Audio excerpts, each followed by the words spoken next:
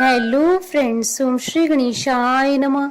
आप सभी का स्वागत है आपके अपने यूट्यूब चैनल पर।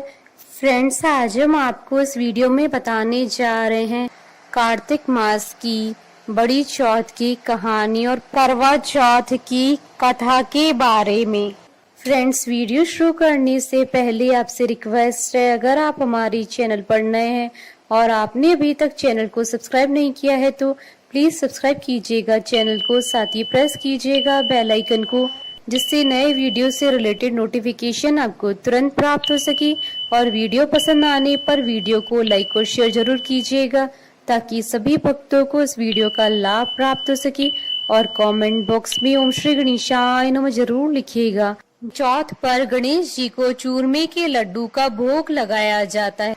कार्तिक मास की चौथ बड़ी चौथ होती है। जो लोग साल की 4 बड़ी चौथ का व्रत करते हैं उनमें से ये एक बड़ी चौथ होती है। इस दिन गणेश जी को चूरमे के लड्डू या चूरमे का भोग लगाया जाता है। हिंदू पंचांग के अनुसार कार्तिक मास में कृष्ण पक्ष की चतुर्थी तिथि को करवा चौथ का व्रत किया जाता है। कार्तिक मास की कृष्ण पक्ष की चतुर्थी तिथि को संकष्टी चतुर्थी, बड़ी चौथ आदि नामों से जाना जाता है। करवा चौथ का व्रत सुहागन महिलाओं के लिए बहुत मायने रखता है। इस दिन शादीशुदा महिलाएं अपने पति की लंबी उम्र और सुखी वैवाहिक जीवन की कामना के लिए निर्जला व्रत रखती हैं। इस दिन सुबह से ही महिलाएं निर्जला उपवास रखती हैं, शाम के समय व्रत कथा आदि करती हैं और रात्रि में चंद्रमा के दर्शन के बाद ही व्रत का पारण करते हैं। चंद्रमा को अर्घ्य देने के बाद पति के हाथों से जल ग्रहण करके व्रत का पारण किया जाता है। इस दिन करवा चौथ की कथा पढ़ने का विधान है। मान्यता है कि इस दिन व्रत की कथा अवश्य सुननी चाहिए। इसके साथ ही विनायक जी की भी कहानी सुनी जाती है। कुंवारी कन्याएं सुंदर, सुशील और अच्छे पति की प्राप्ति के लिए चौथ का व्रत करती हैं और स्त्रियां इस व्रत को अपनी सुहाग और पति की लंबी आयु के लिए करती हैं। फ्रेंड्स, अब आइए प्रारंभ करें करवा चौथ की कथा। एक साहूकार के 7 बेटे और एक बेटी थी। बेटी का नाम करवा था और वह बेटी अपने सातों भाइयों की बहुत लाडली बहन थी। भाई बहन हमेशा एक साथ ही भोजन करते थे। जब कार्तिक की चौथ आई तो बहन ने करवा चौथ का व्रत रखा। जब सातों भाई खाना खाने बैठे तो बहन को भी खाना खाने के लिए बुलाने लगे। इस पर उनकी माँ ने कहा कि आज इसका तो करवा चौथ का व्रत है और जब रात में चांद निकलेगा तब यह अर्घ्य देकर खाना खाएगी। इस पर भाइयों ने दूर जंगल में आग जला दी और छलनी में से बहन को चांद दिखा दिया। बहन अर्घ्य देने लगी तो उसने अपनी भाभियों को भी बुलाया, तुम भी अर्घ्य दे दो। लेकिन भाभियां कहने लगी कि ये चांद तो तेरे लिए निकला है, हमारे लिए नहीं, इसलिए तुम ही अर्घ्य दे दो। उसके बाद वह अर्घ्य देकर अपने भाइयों के साथ भोजन करने बैठ गई। बहन ने जैसे ही पहला टुकड़ा तोड़ा तो उसके ससुराल से बुलावा आ गया कि उसका पति बीमार है। लड़की की माँ ने लड़की को कपड़े पहनाने के लिए जैसे ही संदूक खोला तो सफेद कपड़ा ही हाथ आया और 3-4 बार संदूक खोलने पर भी सफेद कपड़े ही सामने आए तो उसने वही पहनाकर जल्दी से भेज दिया और जाने से पहले उसे एक सोने का सिक्का देते हुए बोली कि रास्ते में सभी के पैर पड़ती जाना और जो तुम्हें सुहागन होने का आशीष दे उसे ये सिक्का दे देना। रास्ते में किसी ने भी उसे सुहागन होने का आशीर्वाद नहीं दिया। सभी ने यही कहा कि ठंडी हो, शील हो, सब्र करने वाली हो, अपने भाइयों की बहन हो, भाइयों का सुख देखने वाली हो। जब वह ससुराल के दरवाजे पर पहुंची तो उसकी छोटी ननद मिली। बहन ने उसके भी पैर छू लिए, जिस पर ननद ने कहा, सीली हो, तुझे पूत हो, तुझे बेटे हो और मेरे भाई को सुख देने वाली हो। यह सुनते ही बहन ने सोने का सिक्का अपनी ननद को दे दिया और अपने पल्ले में गांठ बांध ली। अंदर जाने पर उसकी सास ने कहा कि ऊपर कोठरी है, वहां जाकर बैठ। और जब वह ऊपर गई तो उसने देखा कि उसका पति मरा पड़ा है। पति को लेकर वह वहीं पर पड़ी रही और अपने मृत पति की सेवा करती रही। उसकी सास दास दासियों के हाथ बची कुची रोटी बेच देती थी। इस पर अपने पति की सेवा करते हुए उसे 1 साल हो गया। करवा चौथ का व्रत फिर से आया। सभी सुहागन स्त्रियों ने नहा धोकर करवा चौथ का व्रत रखा, सिर धोया, हाथों में मेहंदी लगाई, 16 श्रृंगार किए। सभी ने सुहाग के नाम की नई चूड़ियां पहनी, बहन यह जब देखती है कि एक पड़ोसन ने कहा कि तू भी करवा चौथ का व्रत कर ले, तब वह बोली कि मैं कैसे व्रत करूं। इस पर पड़ोसन बोली कि चौथ माता सब कुछ ठीक कर देंगी। पड़ोसन के कहने पर उसने भी यह व्रत रख लिया।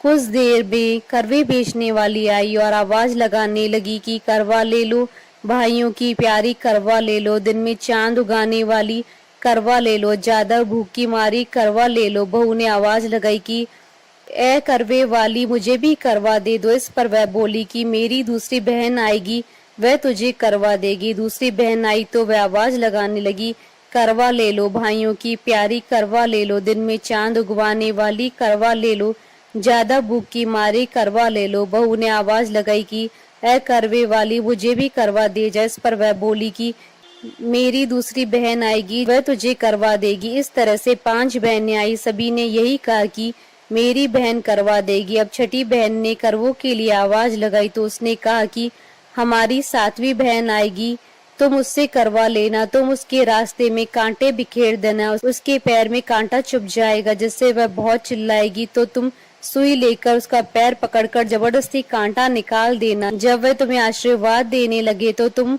उससे करवा मांग लेना। करवे लेकर तुम व्रत का उद्यापन करना, जिससे तुम्हारा पति ठीक हो जाएगा। उसकी सारी बातें सुनकर उसने वैसा ही किया और कांटा चुभने पर उसे निकाल भी दिया, जिससे उसने बहू को बहुत आशीर्वाद दिया। बहू ने उसके पैर पकड़ लिए और कहा कि आपने मुझे आशीर्वाद दिया है तो मुझे करवे भी देकर जाओ। करवे वाली बोली कि तुमने तो मुझे ठग ही लिया।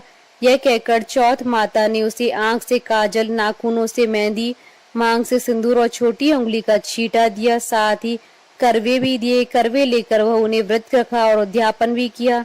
यह सब होने पर उसका पति भी जीवित हो गया और कहने लगा कि मैं तो बहुत सोया। तब उसकी पत्नी ने कहा कि तुम सोए नहीं, 12 महीने से मैं तुम्हारी सेवा कर रही हूँ। ये तो कार्तिक की चौथ माता ने सुहाग दिया है।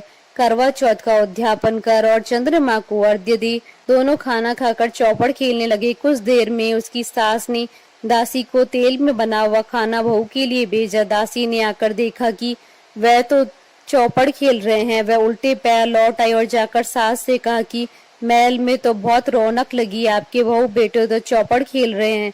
यह सब देख सास देखने आए और देखकर बहुत खुश हुई। बहू ने सास के पैर छुए और सास ने कहा कि बहू सच बता कि तूने ये चमत्कार कैसे किया।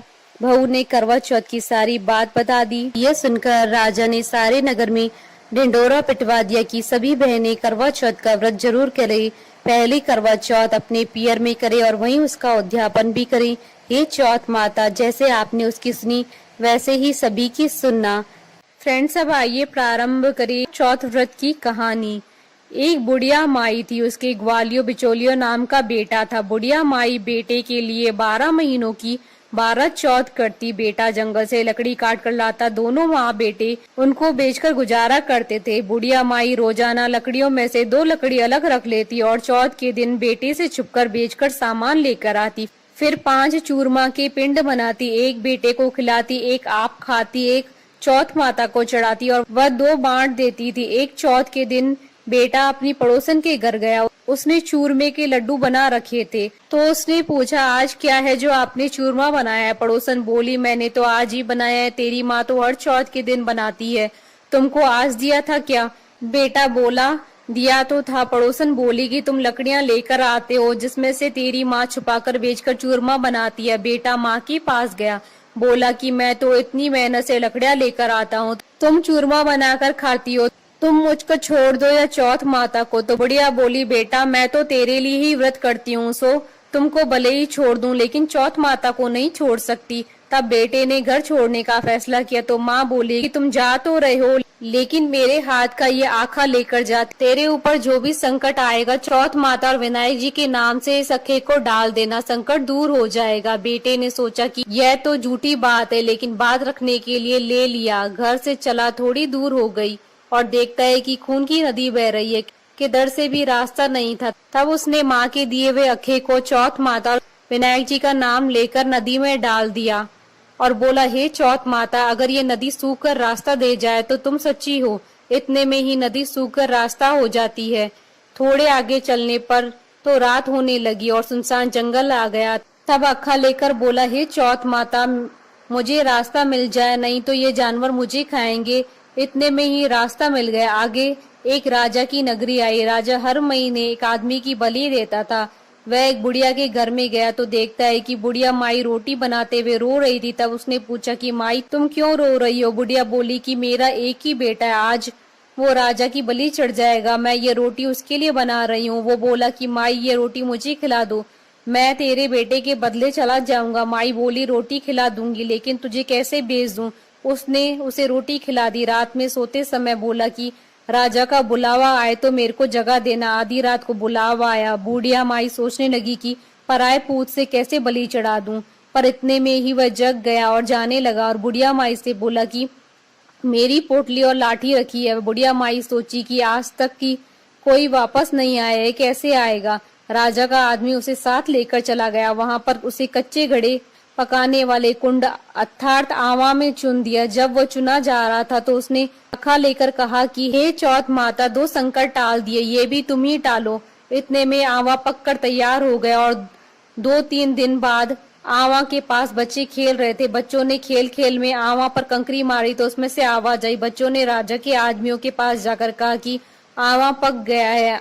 राजा के आदमियों ने सोचा कि 6 महीने में पकने वाला आवा इतनी जल्दी कैसे पक गया। उन्होंने ये बात राजा को बताई। राजा ने जाकर देखा तो सारे बर्तन सोना चांदी के कलश हो गए। वे बर्तन उतारने लगे तो अंदर से आवाज आई कि धीरे धीरे उतारना, अंदर मानस है। राजा ने सोचा कि इसमें से तो पहले तो कभी कोई ऐसी आवाज नहीं आई। राजा ने पूछा कि कौन हो तुम? तो उसने अंदर से ही कहा कि मैं तो वो ही हूँ जिसे आपने 3 दिन पहले इसमें चुनकर बलि ली थी। उन्होंने खोलकर देखा तो अंदर वही आदमी है जिसे 3 दिन पहले उन्होंने इस आवा में चुनकर बलि चढ़ाई थी। उसने सारी बात बताई। उसे महल ले जाया गया। राजा ने पूछा कि तुम कौन और बच कैसे गए? तो उसने कहा कि मेरी माँ चौथ माता का व्रत करती थी, उसी की वजह से बच गया। तब राजा ने कहा कि ये झूठ है, इसकी परीक्षा लेनी होगी। राजा ने 2 घोड़े मंगवाए, एक पर स्वयं चढ़ गया और दूसरे पर उसको चढ़ा दिया। उसके हाथों और पैरों में जंजीर डाल दी गई। राजा ने कहा कि अब अपन जंगल की तरफ चलते हैं। अगर जंजीरें खुलकर मेरे हाथों पैरों में आ जाएंगी तो तुम्हारी माँ की चौथ माता सच्ची। थोड़ी दूर चलने पर ऐसा ही हो गया। राजा के हाथ पैरों में जंजीरें जकड़ गई। फिर उस लड़के ने बड़ी मुश्किल से राजा को वापस राजमहल पहुंचाया और जाने लगा।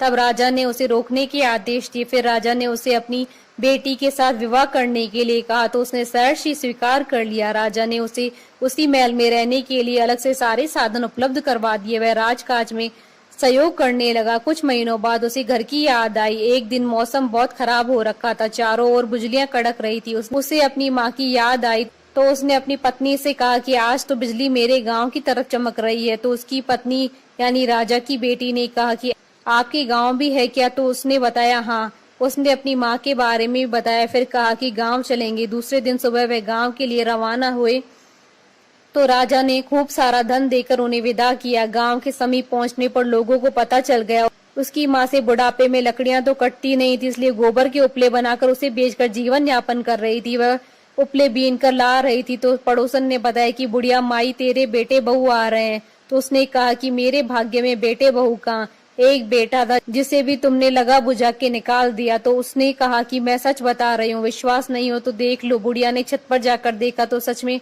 गांव की तरफ एक लश्कर आ रहा था। घर आकर बेटे बहू ने पांव छुए। बेटे ने कहा माँ तेरी चौथ माता के प्रभाव से आज मैं जिंदा हूँ। उसी दिन उसने पूरे गांव में हाहाकार करवा दी कि कल मेरे घर पर सामूहिक भोजन है। दूसरे दिन सबको भोजन करने के बाद खूब सारे उपहार देकर कहा चौथ का व्रत करे। चौथ माता जैसा उस बुढ़िया माई और उसके बेटे को संकट से बचाया वैसे सबको बचाना। सुनने वालों को और उसके परिवार को बोलिए चौथ माता की जय, विनायक जी महाराज की जय। हमारे साथ इस वीडियो में अंत तक बने रहने के लिए धन्यवाद।